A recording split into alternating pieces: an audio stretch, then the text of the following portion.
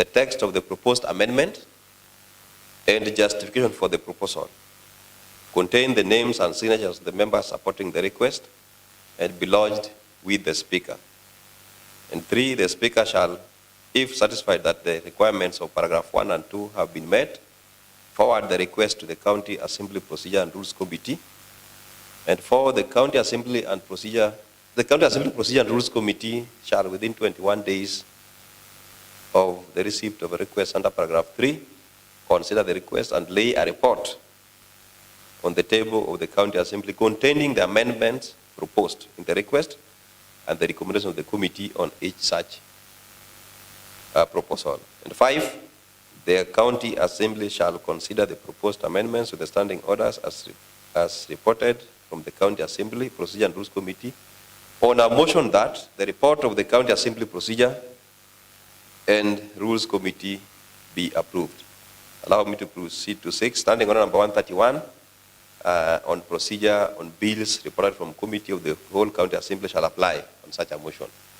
Honorable members, the Honorable Jennifer Bonyo has proposed amendments as per that standing order, and basically 2 key areas. Area 1 is to allow for the introduction of question and answer session for the CC members of the county government of Kisumu. That is a practice that is now in the Senate and in the Parliament, and you have witnessed how sometimes it becomes challenging when reports are sought from the CC members, and when presented by the chairpersons, it becomes very difficult for them to give immediate answer. So the Honorable Jennifer Bonyo is proposing that we introduce question and answer session.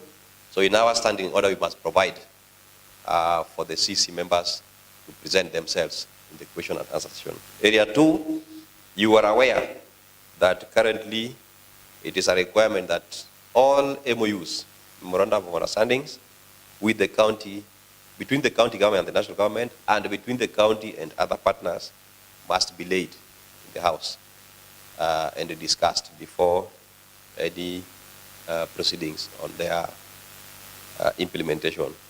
We do not have provision for discussion of MOUs in the County Assembly of Kisumu, and therefore we have to introduce it in our standing order. So I felt that they are in order, and in accordance with the standing orders that I have read, the proposals stands referred to the County Assembly Procedure and Rules Committee for their consideration. And I want to direct that the committee will have the opportunity, number 1, to review the proposed amendment, number 2, consult closely with Honorable Bonyo and potentially determine the feasibility and potential impact of the proposed amendment. Following their deliberations, the committee will within 21 days submit a report to the County Assembly with their recommendations. I want to encourage all members of the Assembly to take this opportunity to familiarize themselves with the proposed amendments, and should you wish to provide feedback to the committee, you may do so by submitting written comments to the clerk of the County Assembly or the Speaker and appearing before the committee during their deliberations, subject to the committee's established procedures. I trust that the committee will undertake a thorough and transparent review of that proposal. Thank you. Next order. Order number 3, messages. Next order. Order number 4, petitions. Next order. Order number 5, papers.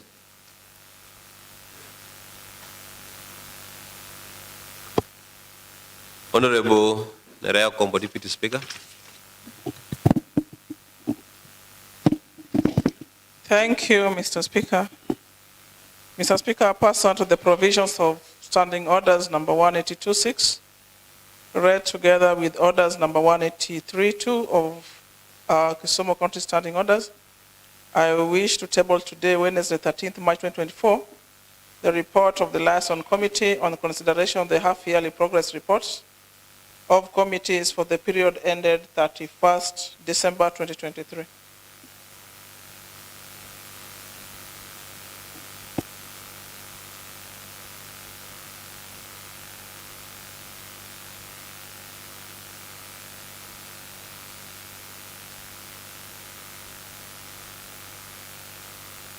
Honorable members,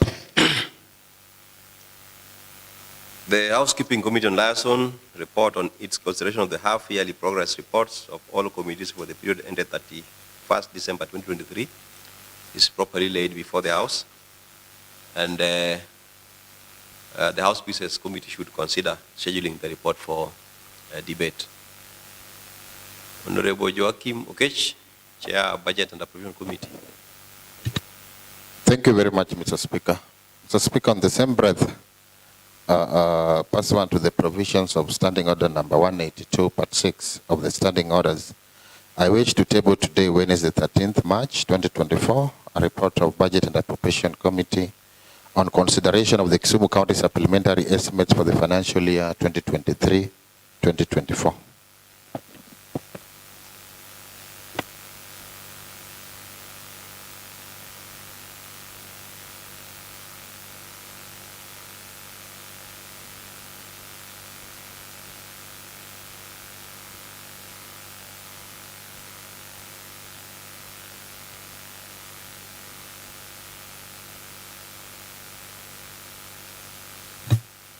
Honorable members, the County Budget and Appropriation Committee report on the Kisumu County Supplementary Estimate number 1 for the financial year 2023-2024 is properly laid before the House, and I direct that the House Business Committee considers scheduling the report for debate.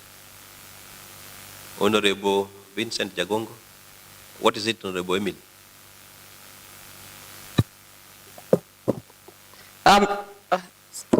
Mr. Speaker, I would like to lay this paper on behalf of my chair, Honorable Vincent Jagongo.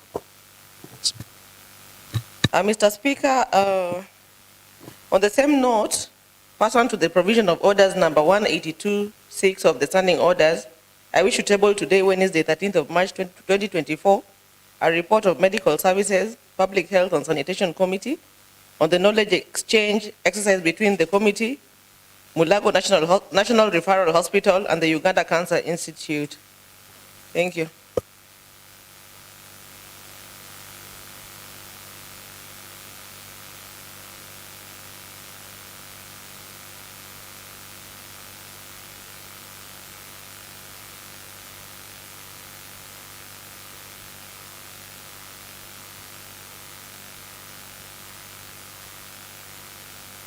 Honorable members, the Medical Services Public Health and Sanitation Committee report on knowledge exchange exercise between the committee and Mulago National Referral Hospital and Uganda Cancer Institute is properly laid before the House. The House Business Committee to consider scheduling this report for debate. Honorable Seth Okumu. What is it, Honorable Thank you. Ben Adega? Thank you, Mr. Speaker. On behalf of the Chair of Education, ICT, Human Capacity and Development Committee, I wish to lay a report of the Committee of Education, Vocational Education, Training and Social Services on the Kisumu County Vocational Education and Training Policy. I noticed the chair was around. Honorable Speaker, I delegated. Thank you. Proceed. Thank you, Chair and the Speaker. That pursuant to the provision of Order number 182, Clause 6 of the Standing Orders, I wish to table today, Wednesday, 13 March 2024, a report of education, technical training, innovation, and social services on the Kisumu County Vocational Education and Training Policy. Thank you.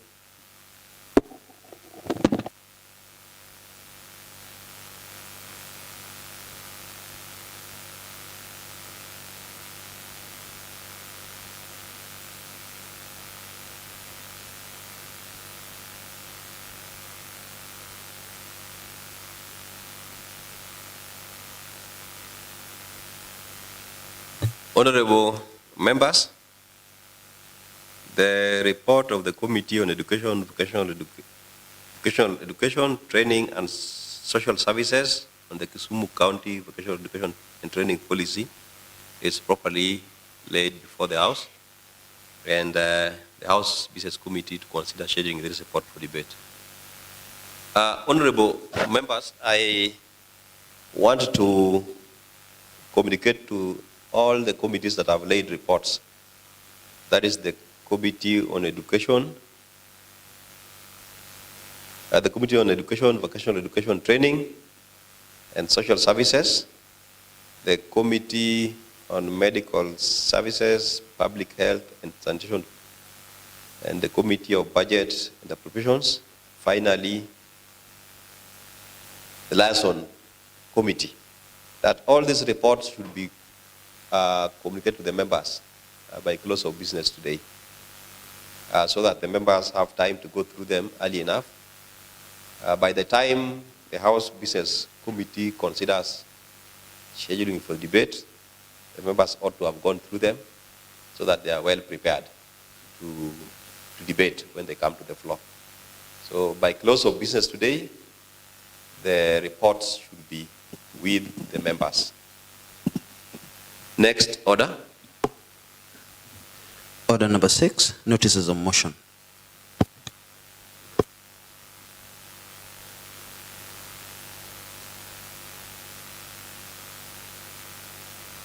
Next order. Order number 7, statements. It is a statement time.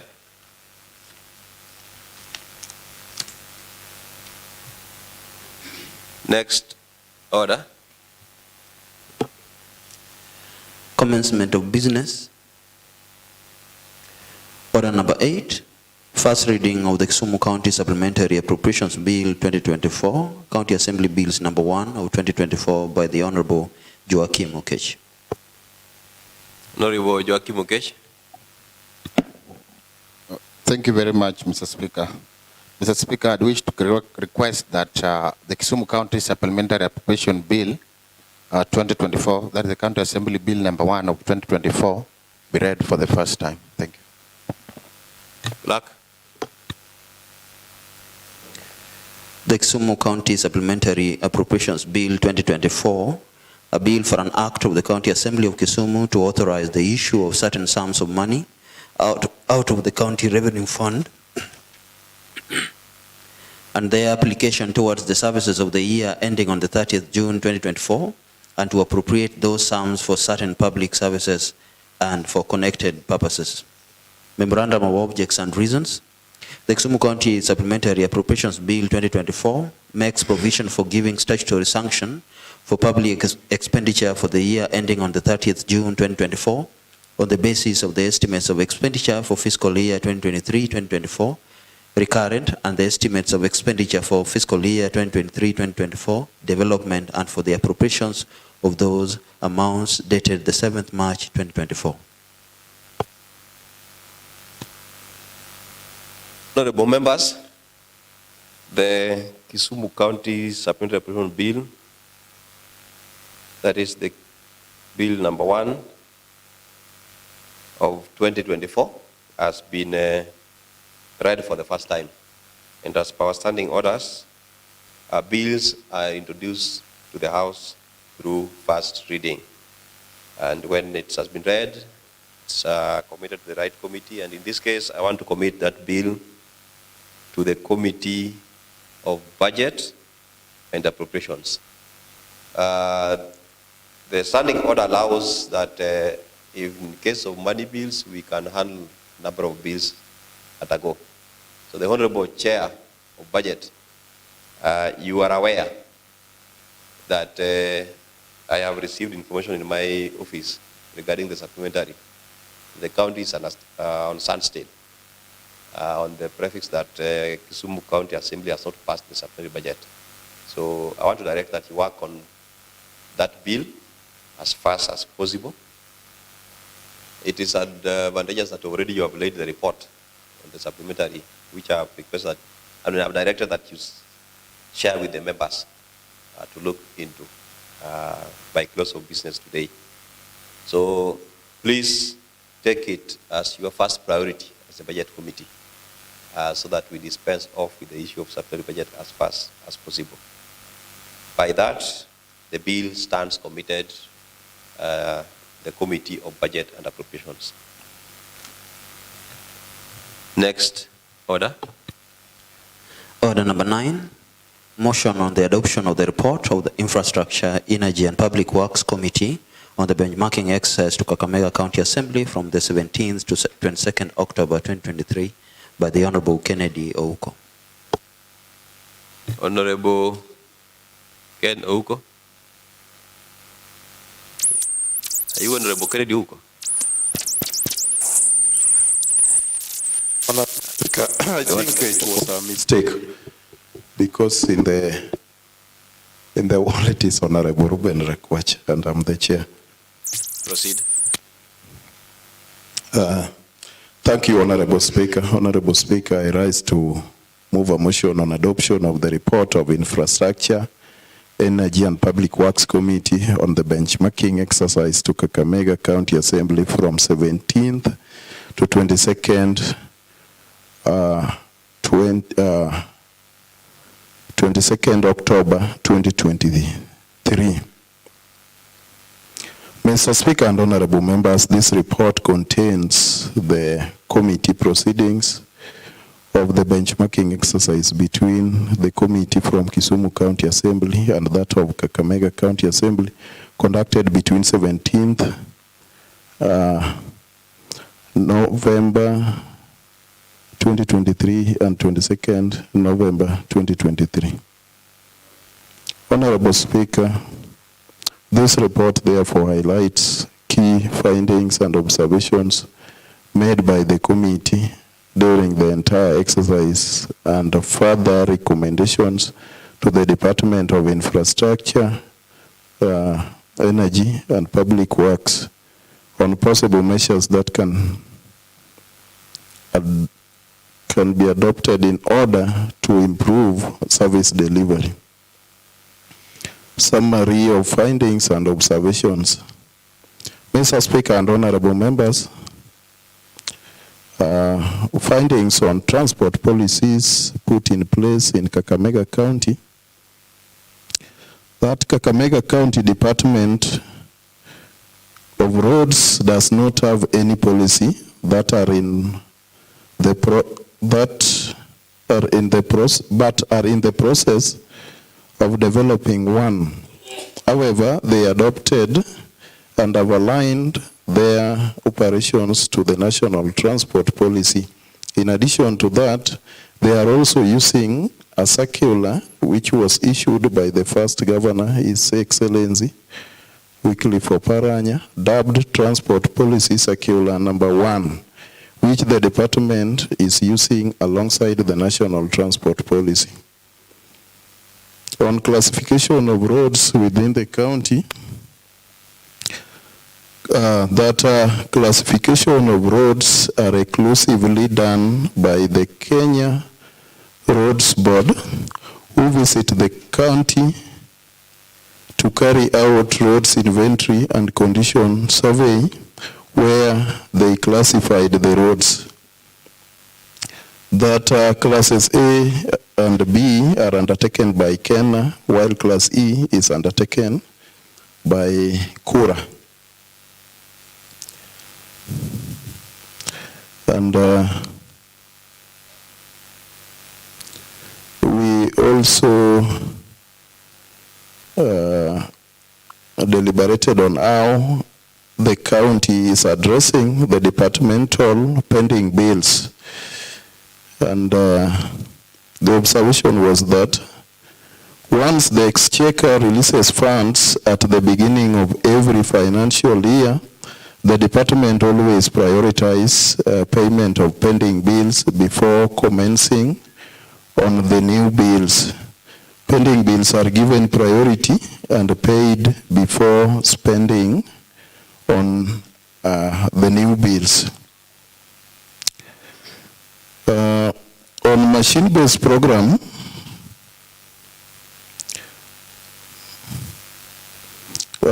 we deliberated on the approach the county is using to apply the technology. And Honorable Speaker, we realize that they also have machine-based program. So Kakamega County Assembly as a similar program, but they call it force account operations, where they use their machines to undertake some of the roadworks. Mr. Speaker, the county applies an approach known as 10 kilometer per ward, where they use their machines to open up roads. As a result of this, every village in Kakamega County is accessible. Currently, they are employing services of contractors to carry out maintenance as they are through with opening up of roads. On the successes and setbacks that is encountered in Kakamega County while implementing the program, we realize that these are some of the successes that the program has helped open up a huge network of roads. 2, it is timely in cases of emergency such as floods, where there is need to employ the force accounts operation to open up a road. We also observe that it is cheaper compared to contracting, which always attract additional expense. Those expenses like taxes and so on. And also number 4, it has better quality control, as the people operating the machines are staff from the department with understanding and knowledge of quality and standard of roads required. Number 5, it is easy to supervise compared to supervising contractors. So these are successes in this program in Kakamega County, and we realize that there are a lot of discipline because they reported that it has better quality control as the people operating the machines are staff from the department. You realize that here it is a different story. And then the setbacks. Number 1, delays involved with the bureaucracies in the procurement process in cases of maintenance and acquiring spare parts in cases of breakdown of the machines. This one I think we share with them. And then number B, delay in funds from exchequer causes a fuel shortage. Maybe there are some roads that need intervention and there is no money for fuel, as we know that the machine-based rely heavily on availability of fuel. The challenges experienced when carrying out the oversight role in Kakamega County. Number 1, there are limited resources in terms of financial limitations that hinder ability to conduct thorough oversight. We all know oversight needs resources. And then number 2, we have political interference and or interests that often times influence oversight decisions, which in turn compromises the independence and effectiveness of oversight functions. Number 3, lack of prompt access to information from the executive, limiting their ability to assess the performance of the county government. Number 4, delay in receiving responses to queries or requests for information from the executive that hinders the assembly ability to carry out timely and effective oversight. Number 5, coordination issues between county and national government, especially when oversight involves matters that fall under the jurisdiction of both levels of government. Recommendations. Honorable Speaker and members, the committee recommended that within 3 months of adoption of this report, the CEC member for the Department of Infrastructure, Energy and Public Works should create a collaborative task force comprising representatives from the Department of Infrastructure, Energy and Public Works, as well as members of the County Assembly, to develop a framework for the 10-kilometer per ward program for adoption by the County Assembly. Number 2, that following adoption of the framework, the said department should test viability of, and in the coming financial year, adopt the force account operations for the 10-kilometer program. 3, that the CEC for the Department of Finance and Economic Planning adopts the practice of prioritizing the payment of pending bills as a first charge in the subsequent financial year to prevent the accumulation of significant arrears. Number 4, that the CEC for the Department of Infrastructure, Energy and Public Works should institutionalize regular harmonization meetings between the county and road agencies for efficient project planning and coordination. Number 5, that in the foregoing, the county should develop a framework geared towards strengthening collaboration between the MCAs and ward administrators for the identification of projects to ensure equitable distribution of roads within every ward.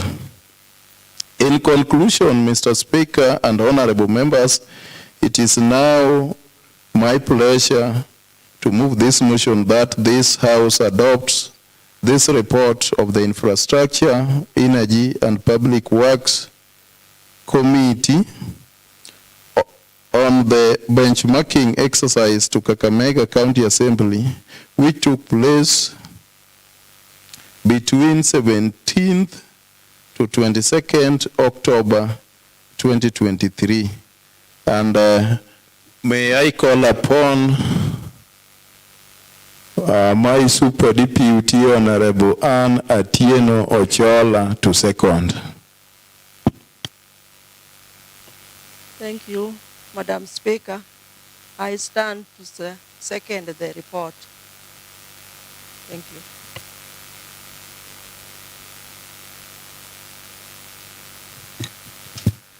Honorable Speaker, Honorable Rakwach, Anne did not sign the report, so I suggest to propose another person. Thank you, thank you. Thank you, Honorable Speaker. I call upon a member of the roads, of the Infrastructure Committee, and the deputy, the Super Deputy Majority Whip to second.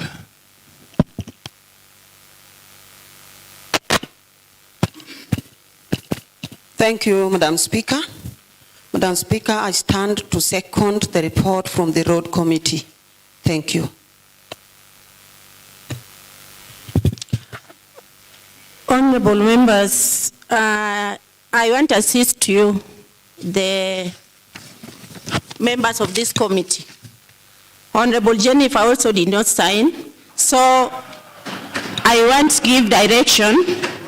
Mr. Rakwach, you can either call Geoffrey Waridu, Honorable Bill, or Honorable Abaja, or Honorable Seth Kanga. Or I can call all of them to second. Honorable Warindu, please, I request that you second the report. Thank you. Thank you so much, Madam Speaker. On seconding the motion, I would like to say this, that if you look at the success stories of devolution, then you can get an example from Kakamega County. And indeed, Kakamega County is doing a very great work in terms of infrastructure and roads. Basically, the role of benchmarking is to help an organization to identify areas, systems, or processes for improvement. And I believe that we did this so that we can also improve on the systems that we are operating within Kisumu County. We did visit so many roads, and what we found there was really a success story. I was one of the people who paid a visit to those areas, and I was wondering, in Kakamega County, if you look at the distances of roads that have been tarmacked, we found out that since devolution started, up to now they have tarmacked around 100 kilometers, compared to what we have in Kisumu, which is still less than 10 kilometers. And if you look at the machine inventories that they have, they are more or less the same. What we are having here and what we are having there, the machines are just okay. And actually, if you look at what they are doing with the machine-based program, they are opening around 10 kilometers roads per ward, which when you compare with ours, we are still lagging behind. And I want to believe that from that benchmarking exercise, we are going to implement, and we are going to urge the Department of Roads to also copy some of the examples that can help us improve on our road network. Thank you, Madam Speaker, and I second. Thank you. Honorable members, a report on the benchmarking exercise to Kakamega County Assembly, which took place from 17th to 22nd November 2023 by the Committee on Energy, Infrastructure and Public Works, has been moved by Honorable Ruben Rakwach, seconded by Honorable Waridu. I therefore want to propose a question that the report is now open for debate.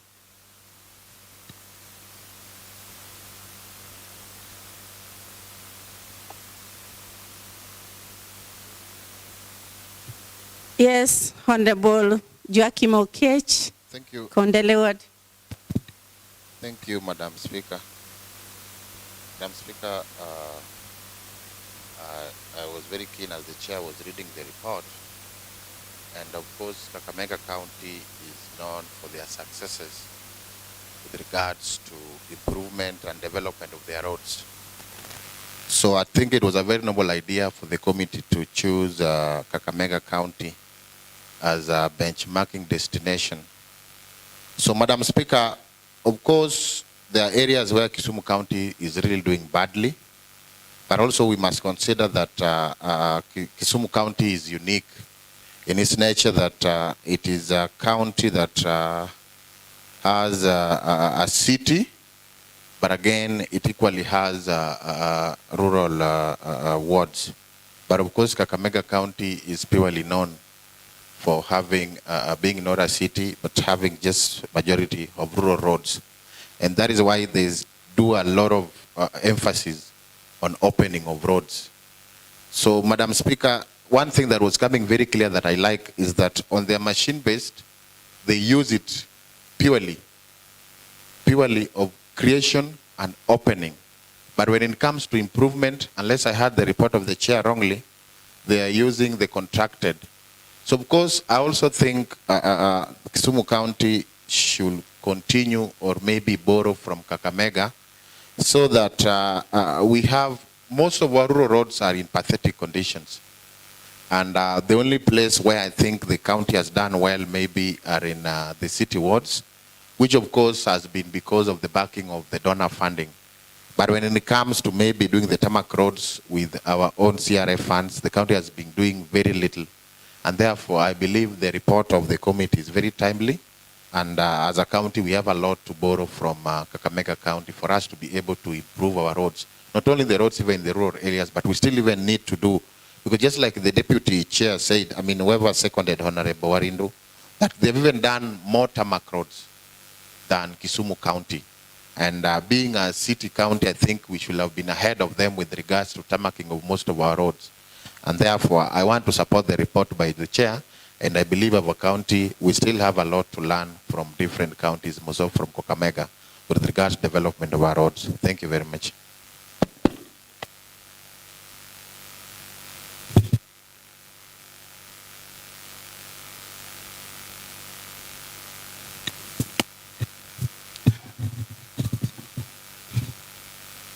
Honorable Komudo, proceed.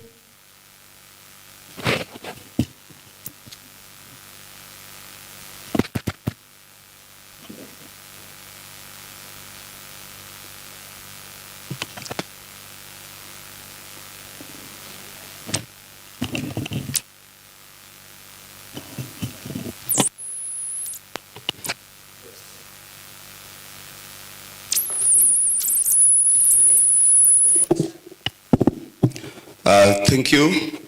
Many thanks, Madam Speaker. Many thanks to honorable members. Once more, it's a pleasure. I am indeed privileged to arise to support the very capable report of the Infrastructure Committee. This is some good work has been displayed here. The committee has captured quite a number of elements, and more specifically, the ones relating to the 10-kilometer per ward. Honorable Madam Speaker, together with the honorable members, I want to assume, or rather to take it, that if the same application could be applied down in our great city, I would see a bigger situation or a bigger improvements into the system working. As we speak today, Madam Speaker, together with the honorable members, we are in a terribly pathetic condition. I want to believe that the majority of the members here, the honorable members, would concur with me that our wards are indeed becoming a real terrible situation, such that even mingling with some of our wards people in the market is a big problem. The reason being, and even to some extent, attending ceremonies, be it a burial ceremony or even a wedding, is becoming an issue because of the pathetic conditions of the roads in our wards. I strongly suggest that these reports are not merely for copy-pasting or merely for red purposes. I would like actually the concerned committee, and more so specifically an extension to the implementation committee, also to come upon and see relatively what could be captured and probably be put in use in our good city here, together with the extended beyond the horizons. Many thanks once more. I stand here and I support the report fully. Many thanks, Madam Speaker. Many thanks, honorable members. Yes, Honorable Ratibo Itong, Nyalenda A. Thank you. Thank you, Madam Speaker. Madam Speaker, the essence of doing benchmarking, we all know that it is to borrow idea and practices that are being done by a certain organization, which can help the other organization also to better the service delivery.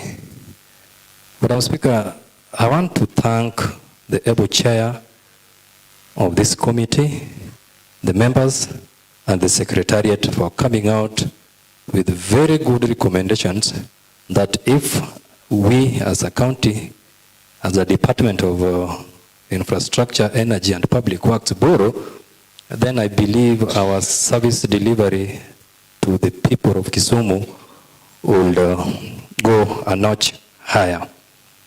Madam Speaker, it has been clearly outlined that the department deals with its pending bills, and a priority has been given in any financial year to tackle pending bills. We realize that these pending bills in our county is domiciled in one department, that is the finance department. But in Kakamega, I think that it is the responsibility of each and every department to take care of its pending bills, which of course we also are in the process of doing that.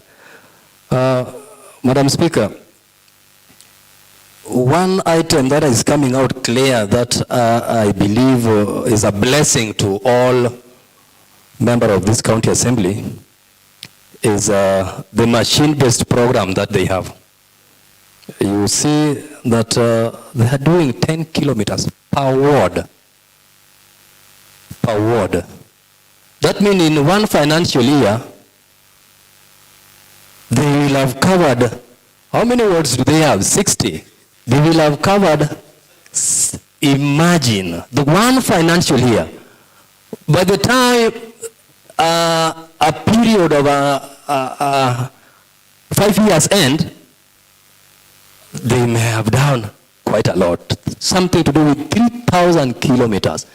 This is an exercise which we should borrow and effect immediately, because it also curbs biasness, whereby we are in the second year, and yet the machine base has not touched some of the wards in this county.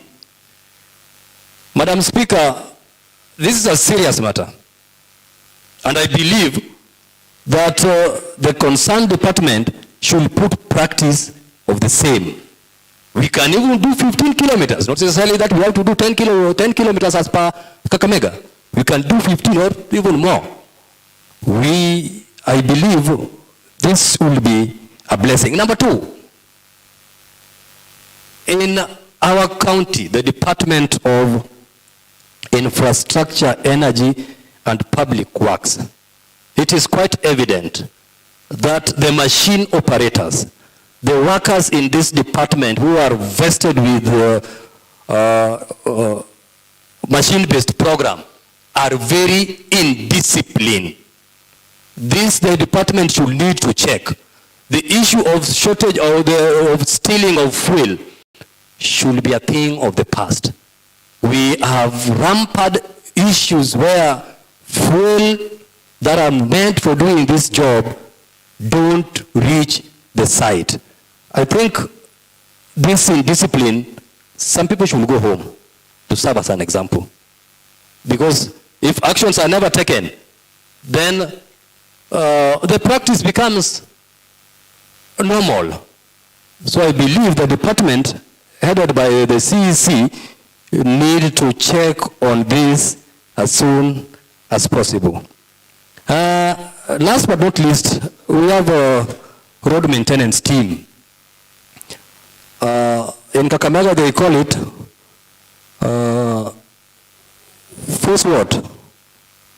first account system. Ideally, this is a good program or system, so to speak. But the one that we've been having, do they work? They only wait for payment. You don't see them anywhere. Yet, they spend public money. They are paid public money, but they don't work. It is our duty as the MCAs to oversight and make sure that the road maintenance team, upon being confirmed, start doing serious work. Lastly, Madam Speaker, we are more interested in maintaining the roads that had already been constructed. In Kakamega, I heard from my Hebu chair that they are opening up new roads and constructing even new roads. This will help each and every ward in terms of cushioning the little money that we get as per ward. Because if a ward is given, for example, like the one that we had this year, 20 million, you want to divide it, it becomes a little bit difficult, constraint that is. But if a department of infrastructure could come in and cushion this kind of money, then the rest will be diverted into some other development project, then I think this will also come as a blessing to our various wards. Madam Speaker, I really support this recommendation, and I believe that the department will take charge. I'll consider seniority. Honorable Benio Ikopete, Kabonyo Kanyagwal. Agenda is coming. The matter of gender is coming. But you see, the late President Moi cautioned the people on gender matters. You should remember that. Madam Speaker, I also want to give my little contribution on this report. From the mood of the House is happy with the report, Madam Speaker. But the question comes, from their mood they are happy. And are they serious that they are understanding the content of the report? That is the big issue. If Kakamega succeeded, Kisumu County has not succeeded. Why? Kakamega County has a system. Kisumu County has no system. Colleagues, when the machine-based was started in this country, the idea was the 10 kilometers per ward. Did that succeed? It failed. Why? Because we don't have a system. We don't sit down as elected leaders to chart our way. That's why we fail. Even now, we are going to fail. And signs of failure has started showing itself in this assembly and in this country. Honorable Komudo has lamented of the road situation in his ward, and that he cannot even go to funerals. He cannot go to churches, to weddings. He has lamented himself. And that is what most of the members here are echoing. Then what has gone wrong with Kisumu County? Why things can't work? That's what we need to ask ourselves. As elected leaders, we must take position. If we don't take position, the wananchi are there will give us goodbye. That's what it is. The Kakamega people have succeeded because they take their position as elected leaders. In this county, when a matter comes up at a time when we need to confront the governor, you will hear, Professor Nyong'o is a very difficult man. It is only the speaker, the majority, the budget chair who can see him. That is a myth that we must demystify. And I'm telling you, when the speaker is seated, as elected leaders, we must meet the governor and chart our way. Not that the speaker, the majority, and the chairman budget. And because of that, it is a problem we faced during second assembly, and we are facing it now. Professor Nyong'o, from what I learned, is a very good leader. When elected leaders confront him and face him with issues, he will listen to. But when we are gagged, the way we are being gagged here, those are what we are reading now. Look at the budget, the approved budget 2023-2024. What is there? Award us 78 million. Award us 20 million.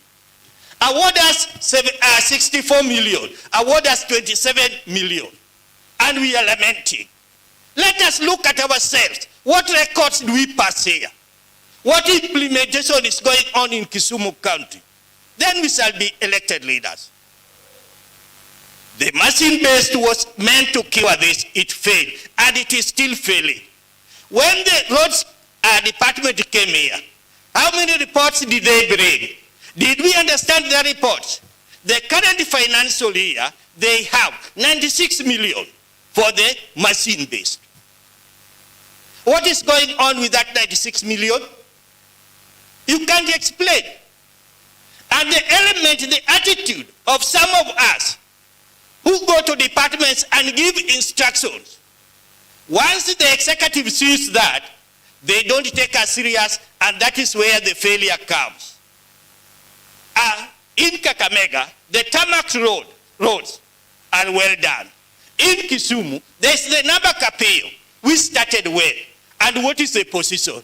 And the Namba Kapeo, which is being tarmacked in Kisumu County, is being done by the National Youth Service.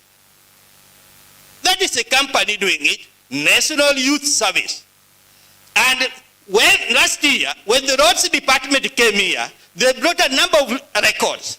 In those records, if you are keen, the National Youth Service has not been paid. If you are keen on those records, you are talking of pending bills.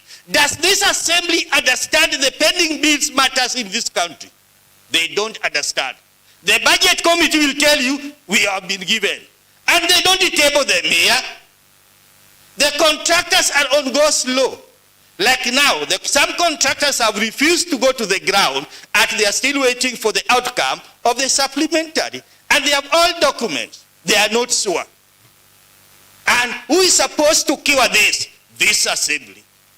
And because this assembly, what is called the leadership, has decided to slap the elected leaders and to go to bed with the executive for their vested interests because they are contractors. My friends, we are not going to make headway.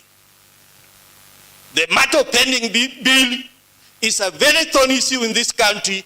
Like last year, Honorable Ochele raised a matter in his committee. The pending bill on legal matters in this country, 2 billion.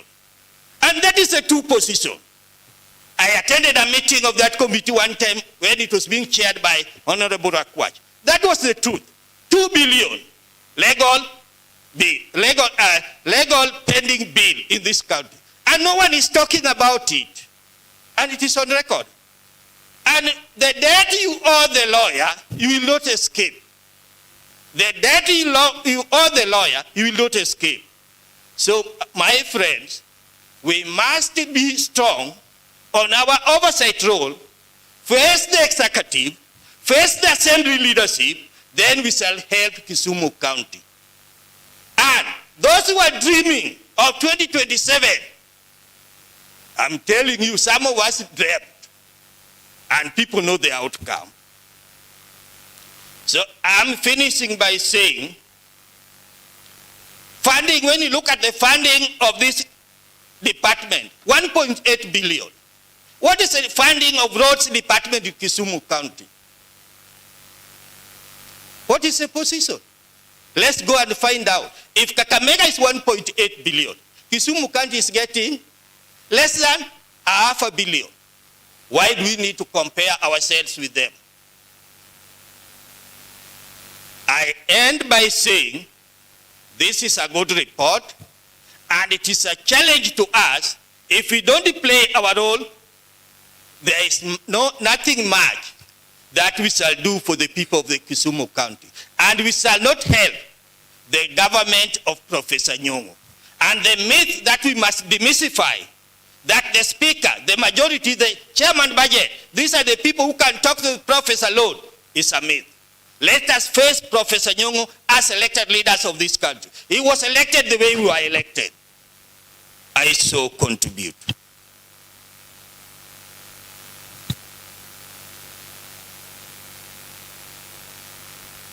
I think Mildred came first. I also have seen that Honorable James Were has gone down, so allow me to be biased, Honorable Were. I know you are senior than Honorable Mildred, but let me consider agenda and give Mildred. Thank you, Speaker. While you were away, I kept standing and Honorable Speaker Karen kept ignoring me. Thank you for protecting me. From the report, Mr. Speaker, I feel so, I want to say that I'm overwhelmed by the report. of the Infrastructure and Roads Committee. They did a good job by going to Kakamega, one of those counties that are serious. From the report, we can tell, yes, they have few challenges as a county, they are there. But a lot of it is an achievement when it comes to I want to talk on machine-based, because that is what affects most of us in this assembly. When it was introduced, some of us were not there. It was in the second assembly. And when I was reading it in the newspaper and seeing Honorable Bensouda, it was a very good program. But since then, Honorable Speaker, it seems the Kisumu County Assembly members have decided to make this program fail. The reason why I'm saying that is because as members, we have called the department. I made a statement here. The department came. They don't have a work plan. Even as we speak right now, even if we call them tomorrow, they will not have a work plan. So it means in Kisumu County, the machine-based is not working. Mr. Speaker, in my ward, after I made the statement, the machine came to my ward to do excavation work, 2 kilometers, and up to now they didn't come back because I brought a statement here.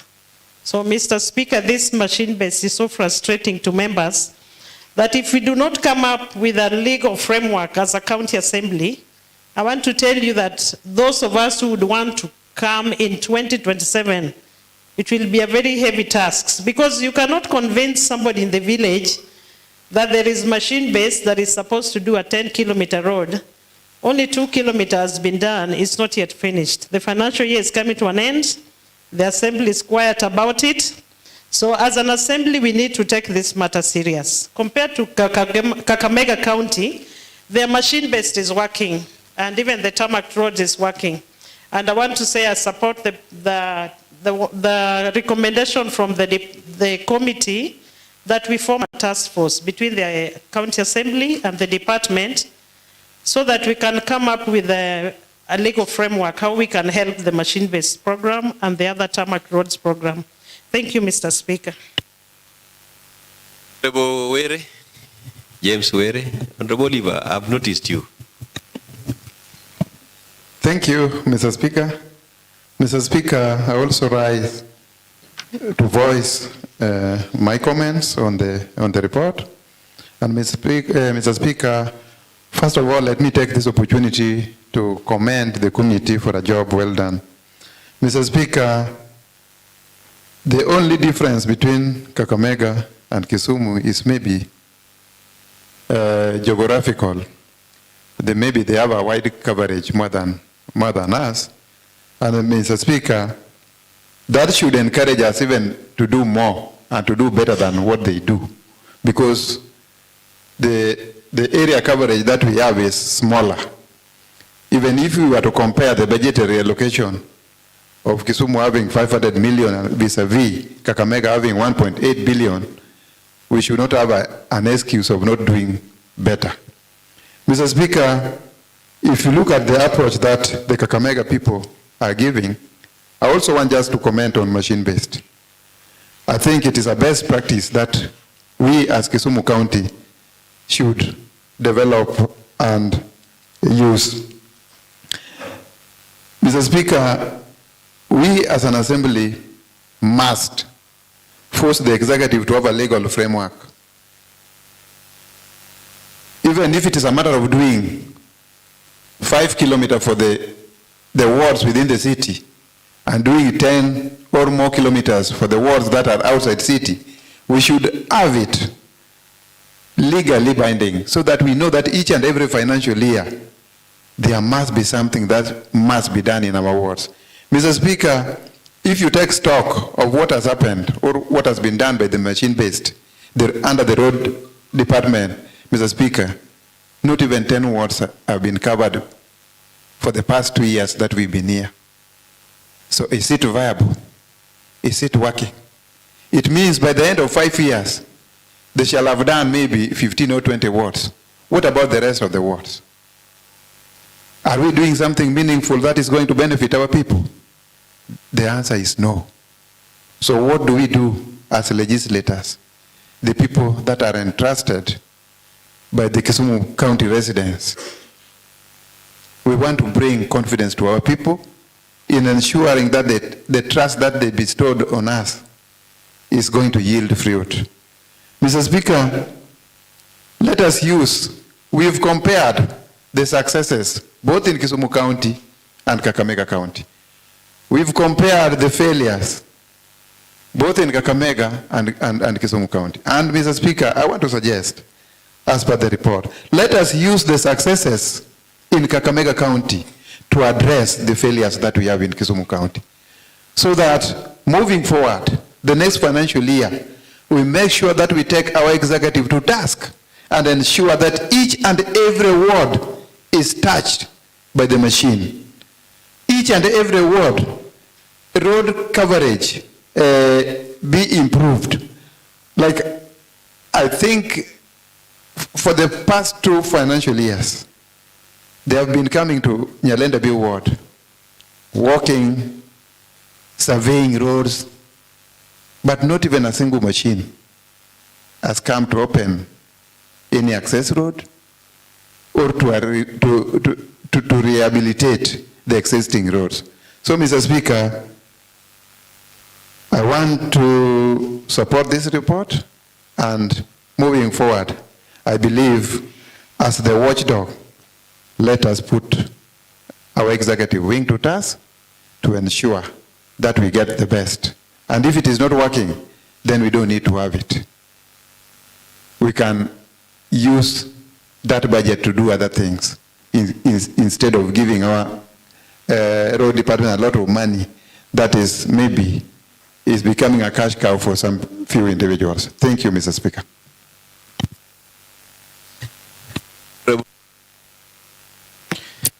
Thank you, Speaker. I was part of the team that went to Kakamega, and I can tell for sure Kakamega is way ahead in terms of roads. They have done a lot. Mr. Speaker, something that I realized, and I think also has been mentioned in the report, is the quantity, or rather the number of machines that Kisumu County has compared to Kakamega. There's no much difference. Yet, Kakamega County, they have a big area to cover compared to Kisumu County, and they've done that much you've seen from the report, meaning there's something wrong with the department. And Mr. Speaker, another thing that I can't forget to mention is recent developments that we've had in Kisumu County. Mr. Speaker, there was a time in Nyakach, we were told about some hydraulic fluid that was stolen.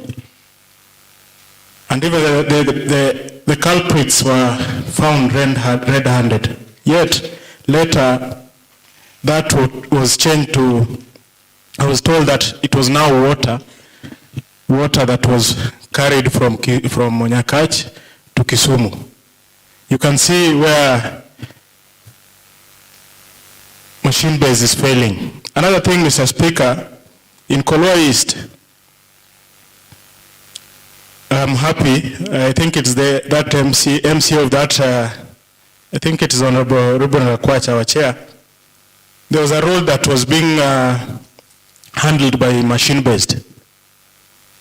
And they had their structure, I don't know how they did it, to monitor how the number of Maram lorries that came from the site where the Maram was taken, and the lorries that delivered.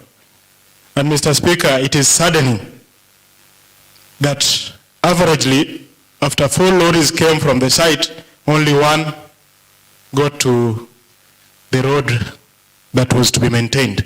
So it is a complete cash cow.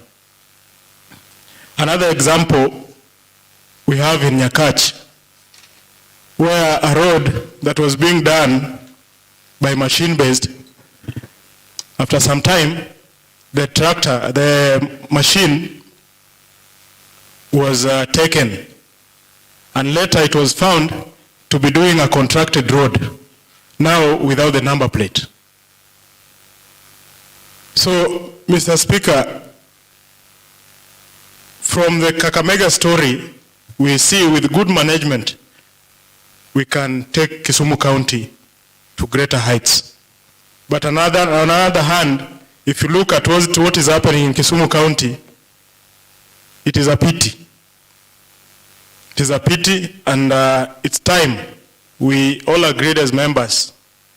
If the department can't change, if the department can't have a good structure, coordinated also by the county assembly, so that any contracted or any machine-based, any road to be done by machine-based, at least we have a way that even the members from those areas can also monitor, so that we don't have such cases. It's such a pity that every year we are having money pumped to machine-based, but there's nothing to show about it.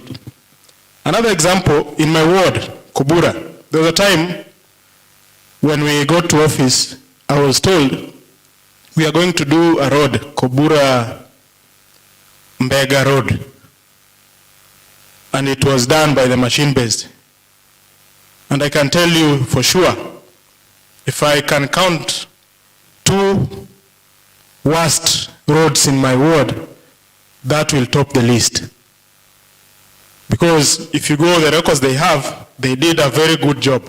But if you go to the ground, I don't think even 10 lorries came to Kobura to do that road.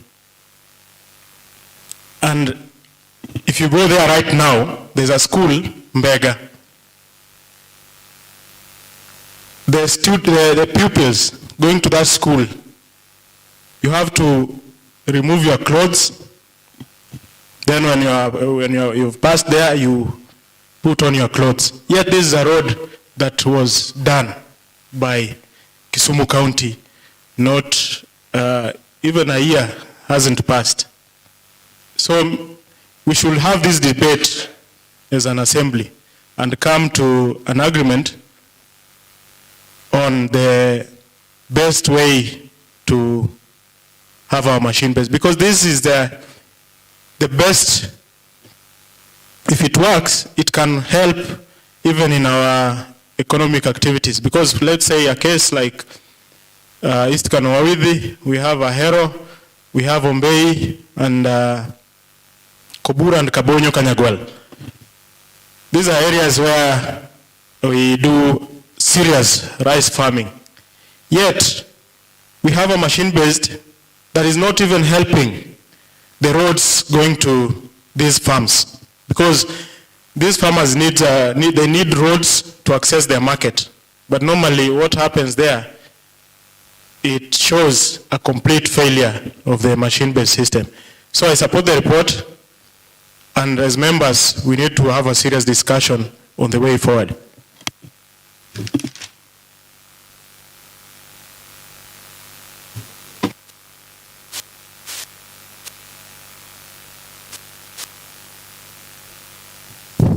Honorable Okoyo, before you proceed, I want to remind members that if you look at the order paper, you must be having it in your soft. The last page is on notices. And the notice, there's only one notice there on the limitation of debate. As a result of the House resolution on Wednesday, 21st February 2024, there is a limitation that we did on reports. I noticed that the Honorable Bill went beyond the 5 minutes that we resolved, and I was seeing so many members have interest. So, Honorable Koyo, as you debate, please take note, cognizant of the fact that there is a notice in the last page of the order paper. Thank you, Mr. Speaker. I normally take very few minutes, and I always observe time. Mr. Speaker, I also rise to support the report.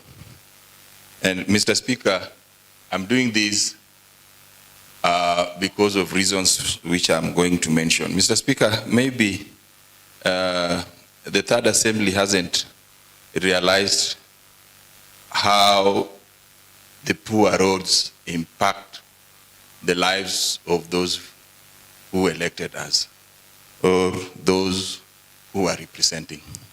Mr. Speaker, I sometimes wonder, I've heard so many people talking about the machine-based, but sometimes I tend to wonder how even the roads which are contracted, that is the roads which are being done by the CRF.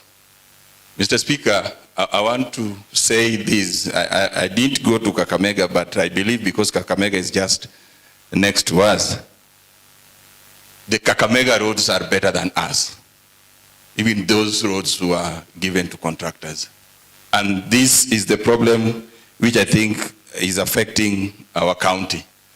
The department maybe, they either don't have the people who can put the contractor to task to do better roads. Mr. Speaker, we are now getting towards the end of this financial year. And some of the roads which are being done, some of them, because I've not done my part, because I've not gone down and checked how they are being done, but the reports which I'm receiving from the community, the roads are done poorly. Either maybe they haven't finished the work, but the work is substandard. So, Mr. Speaker, I want to support the report, but I want to ask the department or the assembly, let me say this, the assembly to check on the department so that we get the right or good work for the money, even those who are being contracted. Thank you, Mr. Speaker. The Honorable Leader of Majority. Thank you, Honorable Speaker. I rise to contribute on this report. Honorable Speaker, if you look at the chronological sequence of this system, it has failed all through. It failed with the national government, even this issue of Kakamega. I happened to meet a team from executive that went for benchmarking with the county government of Kakamega. And the then Governor Oparanya advised Kisumu County against the machine-based program. And we went ahead to implement it. And now we are crying babies. We are complaining it has failed. I had a member saying that it is the speaker that has failed, the leadership has failed, the leadership and the speaker meeting the governor alone. I want to say that if the system has failed, then it is the members that have failed in their role of oversight. So let us not cry. If the system has failed, then we abandon it and then we go the contract way. Let us not cry. So I want to persuade members that let us go the contract way so that we stop nagging here and there. We stop complaining about who is seeing the governor, what. Let us abandon the system and we go the contract way. Thank you. Honorable Samuel Lady. Thank you, Mr. Speaker. I'm also standing up to support the motion on the floor. By starting with Mr. Speaker, we found that the work being done in Kakamega is exemplary. It's a good work to copy from them. And if we compare Kisumu County, first of all, start with the machine-based program. We found that in the machine-based program, the coverage is too low compared to the Kakamega County. And since we joined this assembly in this third assembly, the coverage has been low.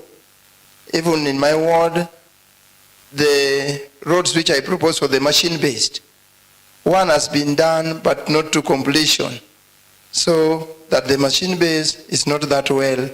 And to my take, it's good if we go to a contractual way.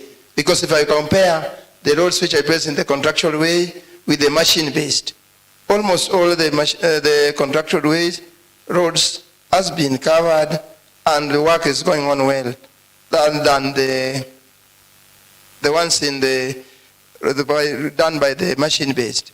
And comparatively to the machine-based, if you have the number of machines we have in Kisumu County, There are plenty of machines, but the output of their work, we see that what the work they do is much less compared to the number of machines we are in possession. That leads to a point by saying that the machine-based has already failed, and we should now return it to funeral or emergency-based, because most of the machine-based have turned to be the funeral roads being done during this exercise. So, Mr. Speaker, I would urge members that if we go in a good way, let's all of us, or majority of us, leave the machine-based and go to the contractual way. Because the amount being located in those machine-based roads, you get that the machine-based consumes a lot of money. Unlike this, the financial year we consume over 90 million, and the output of the 90 million can't be compared with what is there. Concerning the floodlight being raised, I know it's under energy and it's captured in the public works. We find that we usually propose for the floodlights. And I would urge the members, instead of going for the electric floodlights, why can't we go to the solarization system so that the floodlights being solarized, in that we have plenty of the floodlights, but they are not functional due to electric bill. If we revert to a system of going by solarization, it will be in order. Mr. Speaker, I support this report, and if the recommendations thereby followed in order, I think things will be okay. Otherwise, thank you.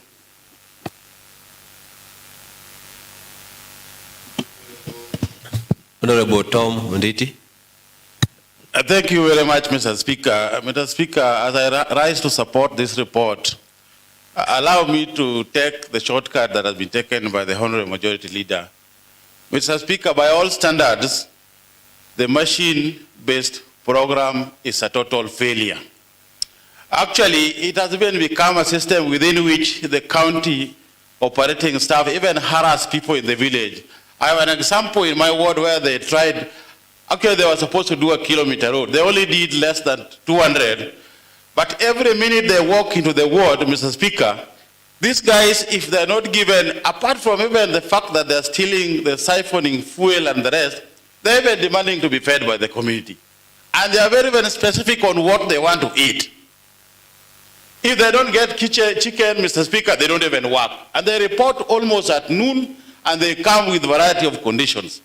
Mr. Speaker, I want support the fact that this report is a very good report. I thank the committee for choosing Kakamega, because I happen to have worked in Kakamega before I joined this assembly. There's a lot to learn from Kakamega. And we can't say that Kakamega is getting a lot of money.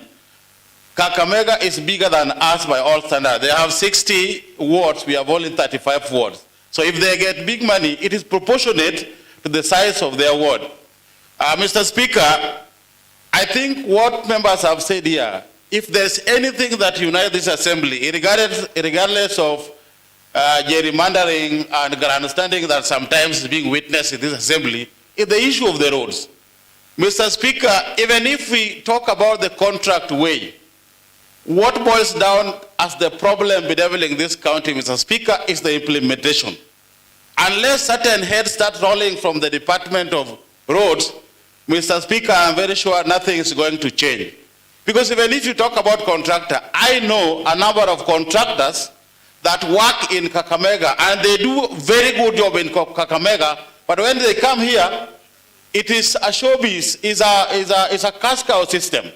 So it boils down to implementation. Yesterday, you lamented about some of the reports that we pass in this assembly, and most of them are just gathering dust.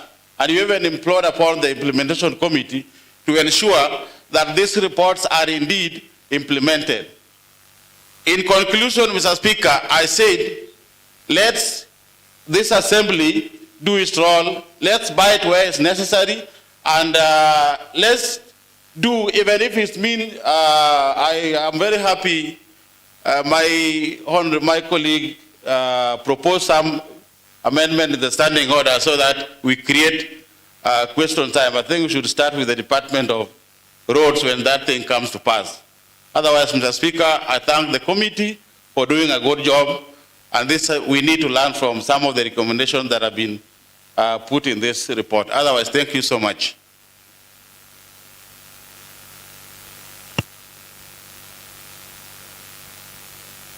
Yes, the Honorable Whip. Thank you, Mr. Speaker. Going by the House, may I call the mover to reply?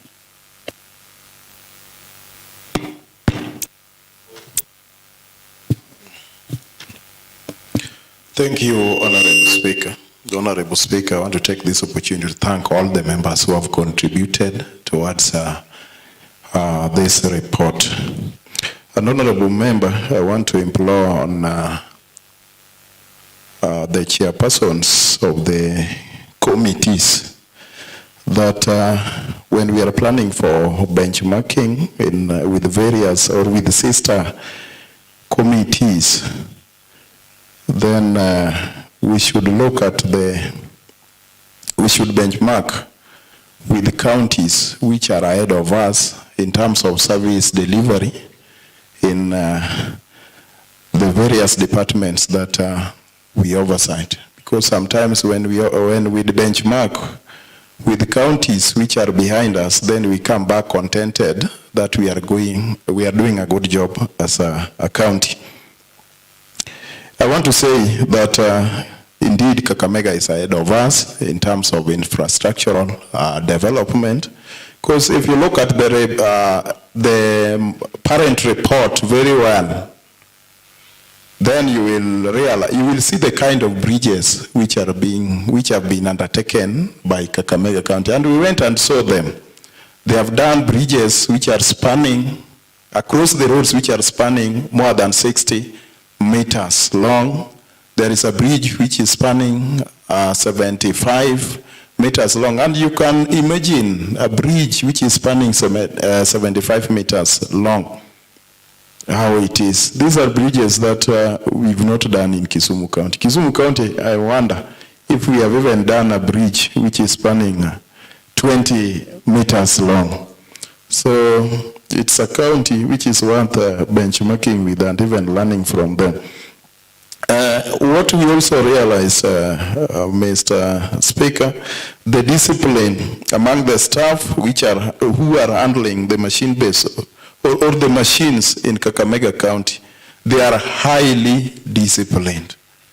In Kisumu County, a lot has to be done because here is where a lot of things are happening. Even diversion of machines from one road to another, those ones we have witnessed.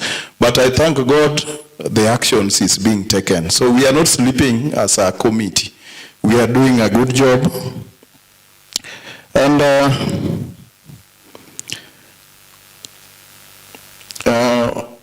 when Honorable Boyton talked about the pending bills, we realize in Kakamega the pending bills are reinforced in respective departments, and I think this one helps a lot even in improving service delivery in such departments. Like in roads, if we can have pending bill, we can deal with pending bills as first charge in a financial year, then it will improve the kind of work that the contractors can do. Because we realize some contractors just take the job, then they will tell the executive to pay them first before they undertake the works on those projects. And this is why sometimes the absorption goes down. Because some people have refused to work, that they have to be paid first. They put it as a condition. But you know, when the pending bill menace is dealt with, then these contractors will work because they know immediately you finish, there will be money for you. And also, for the road maintenance team that Honorable Boyton talked about, I want to bring to the attention of members that the recruitment is on, and this time around is not being done by the County Public Service Board. It is being done by the Department of Public Service and Administration, County Administration, under the stewardship of sub-county administrators, and ward admins are players in this, and even village admins. I think I've communicated. Honorable Eko talked of our system having a problem. It is indeed true that the system in Kisumu has got a problem, but we should not run away from the problem. We are here to solve that problem, and oversight role is ours. It is us who have failed in our oversight role, and it is not late. There is still time. We can do this. Members being gagged from discussion with the governor by the leadership, I think if we want to be heard as members in this assembly, we shall be heard. But if we keep lamenting, then let us lament. This year, early this year, we went to Naivasha, and we had very fruitful discussion with the governor, and things have started happening. I think maybe some members are not aware that there are changes which are being effected. And there is nobody who gagged any member in Naivasha. No leadership gagged any member. We talked freely, and governor is aware of whatever is happening. In Naivasha, I think we were around 38 MCS from Kisumu County. So it is not only members who are in the leadership who talk to the governor. And Honorable Eko as well talked about the report which was brought by the department when we gave an invite on the machine-based following the statement by Honorable Ajumbo. And I have to indeed say here that the report was a mess, it was a scam. It does not reflect the true picture of whatever we have on the ground. And it is like Honorable Eko was reading my report. I think maybe he may have seen the report that I'm yet to bring to the House concerning that invite that we extended to the department. So we'll deal with that one when the time comes. And then this reporting, you will realize that even whatever the report that was brought here by the department, it covers all the years, I think, since the beginning of the world. The roads that have been done by the machine base. We need a yearly report of the machine base so that we know this year they did this, that year, then the other year they did that, so that we can compare against the money that was allocated that year. Not just a matter of combining everything such that we don't know where we are going and where we are coming from. At the same time, Honorable Eko talked about the contractors who have not reported to the site, and the leadership is doing nothing about them, purporting that maybe leadership are the contractors.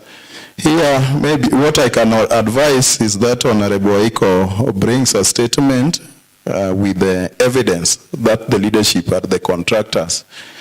But what I know, if you have got a road project in your area which was proposed for implementation and a contractor has not reported and you are worried, please bring a statement here so that we can follow, because we don't live in those wards. You are the one who lives in that ward, and you are failing. If you can't bring a statement here so that we follow, then you are failing on your oversight role, so you should not cry.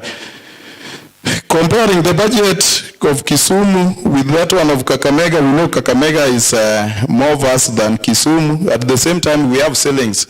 We are going to do CFSP. We are going to deliberate on it. So please, that is where we can lobby so that we raise the ceiling for the roads. And remember, we have got slightly more than 3 billion for the development projects. And I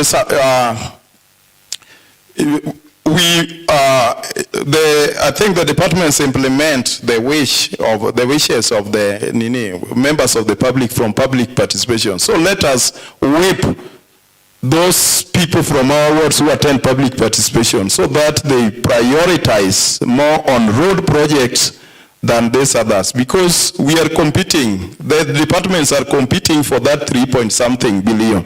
And if the wish from the public participation states that let there be water project and even ECD project, then you cannot do a road in that ward by force. So we are also failing as members. Let us create an awareness down there that if they need roads, roads shall be done if they prioritize it during the public participation. Honorable Ajumbo talked about the legal framework. I think this is what we should do. Let us reinforce the money that we are putting for machine base so that we give them a framework on how they are going to spend it with stick rules. Then I think we will start seeing the fruits of the machine-based. Honorable Were also lamented that in his ward, Nyalendabi, survey is ever being done, but nothing is happening. I think this is a concern that is taken, we are taking as a committee, and we are going to seek for a response on this from the department. And Honorable Were as well lamented that the machine base is a cash cow for a few individuals. It is indeed true. And we have an evidence that it is a cash cow. And some changes have been effected. Honorable Billy talked of the machines. That machines are the same. We have the same number compared to Kakamega, but they are doing a better job than us. This is very true. It is only that our staff lack discipline. That is why we cannot do much. And then you look at the tippers. We have tippers which should carry 25 tons, but indeed they carry 10 tons. So meaning that if a tipper in Kakamega makes one trip, the same tipper in Kisumu will have to make 2.5 trips to carry the equal amount of what? Equal amount of maram. And that one also, it goes with the consumption of fuel. And then even talked of Koluais, that is my word. And that's why I say that as members, let us do our oversight role. I had to do a follow-up, and I realized that the maram that left the quarry were more than the ones that reached the destination. And I had to convene a meeting at the Department of Roads, and even the drivers had to be called to that meeting, the 5 of them. And changes are being effected. They were given letters because they could not explain. And another thing we realized, our trucks do not have trackers. So it is hard to track which driver made the correct number of trips and which one diverted maram. So, honorable members, let us help in this. In Southeast Nyakach, there was a road which was machine-based.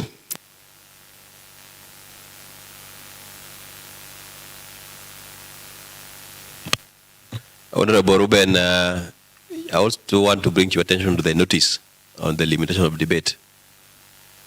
Supposed to be able to consolidate your reply within 10 minutes. Already you are 15 minutes. Thank you. I request for only 2 more minutes. I'm concluding. So in that one of Southeast Nyakach, I think it was dealt with, and there are some changes that I know members are now aware of. Honorable Okoyo, for the substandard works, please bring a statement so that we can even call for the BQs so that we block the payments towards such roads that have not been done well. Honorable Nditi, members of the staff undertaking machine base demanding for food that they want.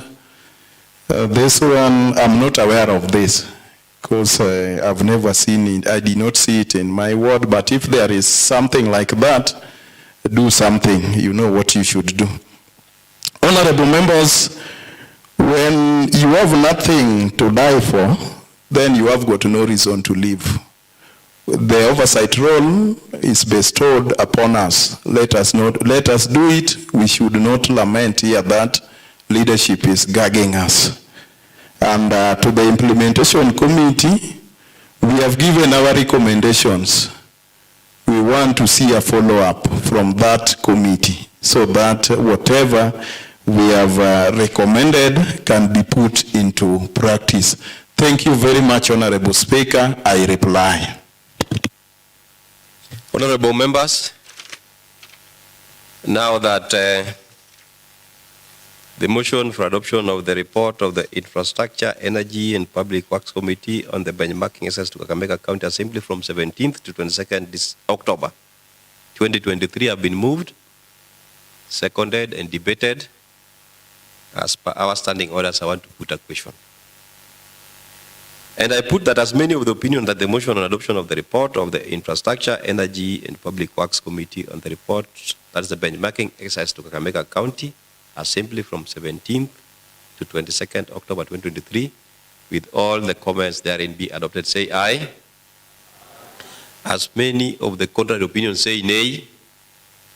The ayes have it, and the motion adoption of the report of Infrastructure, Energy and Public Works Committee on the benchmarking exercise to Kakamega County Assembly from 17th to 22nd October 2023 is adopted today, Wednesday, the 13th of March 2024 at 10:49 hours. And I want to direct as follows. Number one, the answered and the recommendations of this report be communicated to the right departments for action. Number two, the implementation committee, as I directed yesterday, to follow up on implementation of the same. And number three, honorable members, I want to repeat what I've said again and again, that the assembly works through committees. We have got a total of 23 committees. There are 10 are sectoral committees. The rest are either select committees or procedural committees. And we have got up to around 6 procedural committees. Well, 6 select committees, while the rest are procedural. Honorable members, if there is any member or any committee whom the leadership has gagged not to undertake their work, then please, I think you are free to make it public.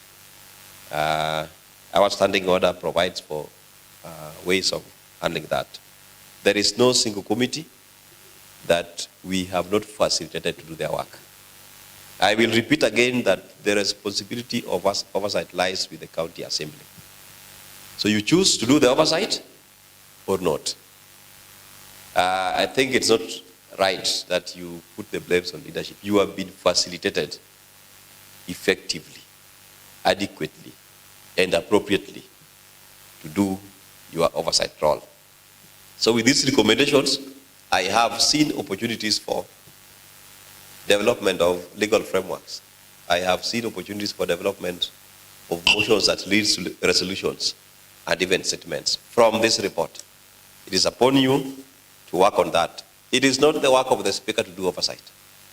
My work is simple, to be the neutral arbiter in what you do. That is what I do here. But I've taken my time to give opinions and directions continually. And I still want to urge you once again that the responsibility of oversight lies with the county assembly.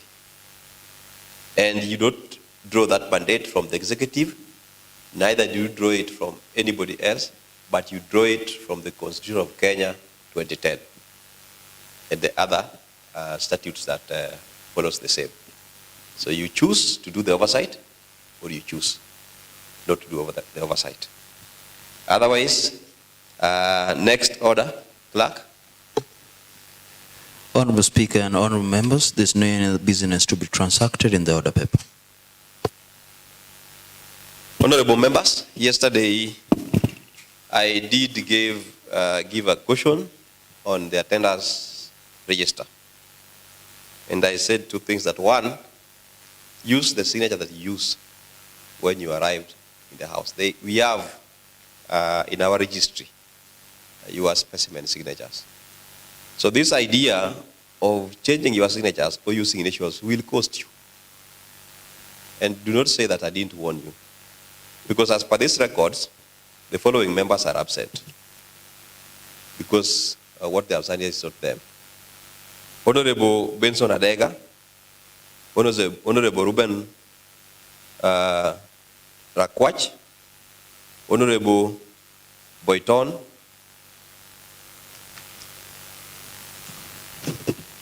Honorable Frederick Adonija Udari, Honorable Regina Kizito. Please do not say that I didn't caution you. Being there no any other business, the House stands adjourned until today, Wednesday, 13th of March, 2024 at 2:30 p.m.